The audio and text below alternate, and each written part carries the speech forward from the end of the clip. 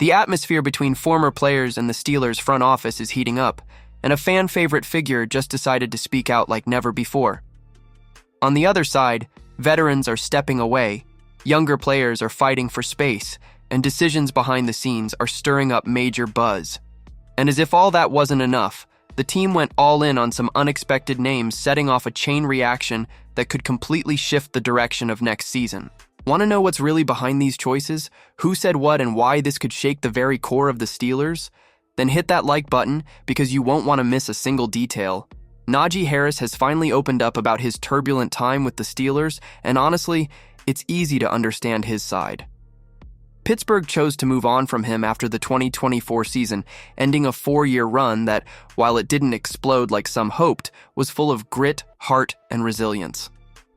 Now, he's in Los Angeles, putting everything on the line with a 1-year deal with the Chargers, and a look in his eyes that says, "I'm about to prove everybody wrong." From his very first snap, Harris was thrown into a tough situation, stepping into a franchise in transition with an offense still trying to figure out its identity. In his rookie year, he had the chance to share the field with Big Ben, but barely had time to adjust. The veteran retired soon after, leaving Najee in a full-blown roller coaster of uncertainty. Instead of having seasoned players to lean on, he found himself surrounded by guys just as green as he was, like Kenny Pickett and George Pickens, all trying to not only play, but lead. In a conversation with Chris Hare, Harris was candid. Many times he had no one to bounce ideas off when it came to the offensive side of the game. "I'd go to the defenders, try to pick their brains, but all they could tell me was about defense. I had to learn everything the hard way.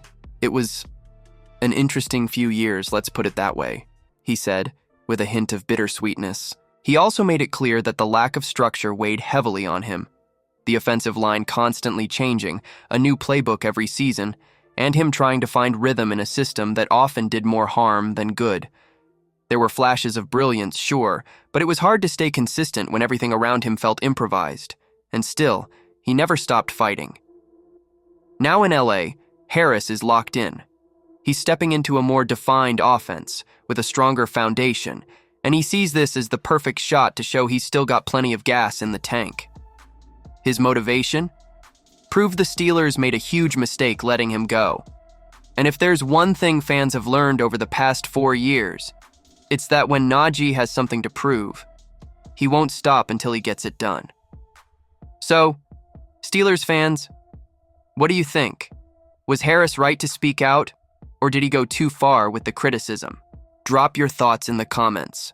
Now hold on tight, because what's happening inside the Steelers' offensive leadership is even more confusing and shocking.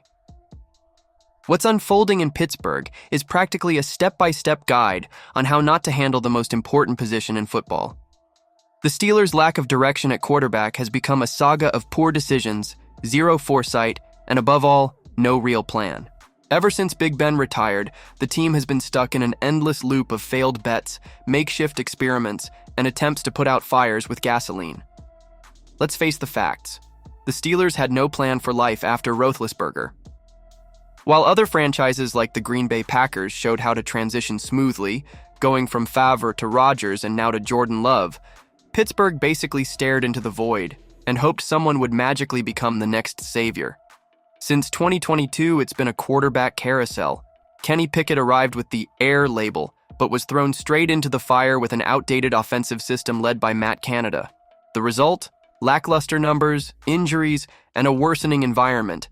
And instead of supporting their young QB and building around him, the front office brought in Russell Wilson and Justin Fields, two big names, but clearly desperation moves.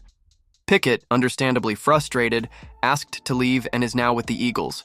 It gets even crazier when you look at what's happening now. The Steelers are heading into 2025 with zero certainty at quarterback. The current depth chart? Mason Rudolph and Skylar Thompson.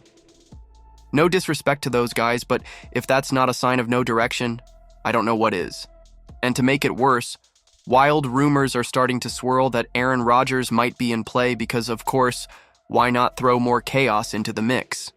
The bottom line, the Steelers blew a golden opportunity to build around a rookie QB, take advantage of the cheap contract, and strengthen the rest of the roster.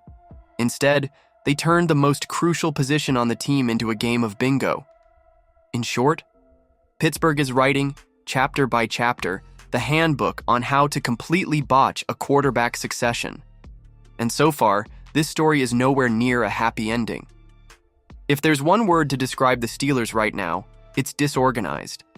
Players left without support, decisions that make no sense, and an overall mess that only pushes the dream of a competitive team further away. The truth is, there's no vision, no plan, and the fans are the ones who pay the price. If things keep going this way, not even raw talent will be enough to save them.